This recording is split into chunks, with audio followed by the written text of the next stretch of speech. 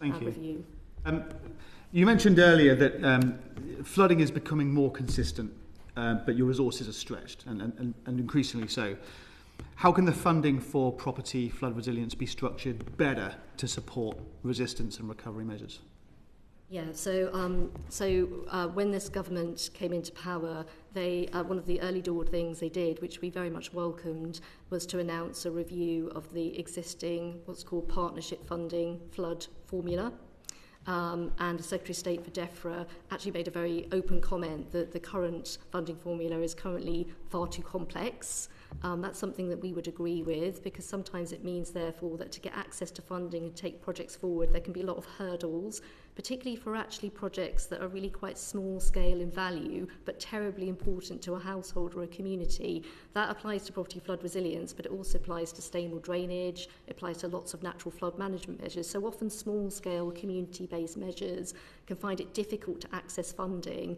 I think over the years that's something that's really frustrated us as well and many of our local officers. And so we really welcome the review that the government's doing to help streamline some of the processes so that projects like property flood resilience can get faster into delivery, because that's something that we would definitely want to see. This is ticking the flexibility box that was mentioned earlier, that there was an inflexibility that made things more difficult.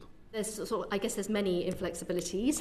One of those is the balance between investing in new projects, new defences, versus maintaining those existing defences. But what we also want to do is mainstream more wider, smaller resilience measures.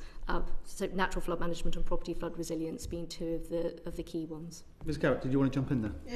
I just wanted to come back in on the mainstreaming of PFR. It is something that communities are quite worried about. What we hear in the flood action groups, and particularly on the helpline, is that the mainstreaming of PFR might actually bias towards cheaper schemes. So PFR might be more affordable or a cheaper option rather than a community scheme or a capital scheme.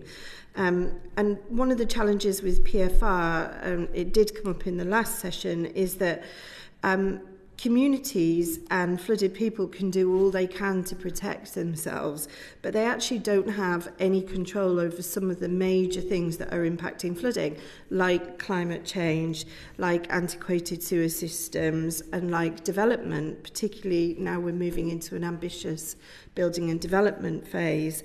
So I think what we really need to have is the right solution for the right type of flooding in the right type of place, and that might be a multi-pronged approach.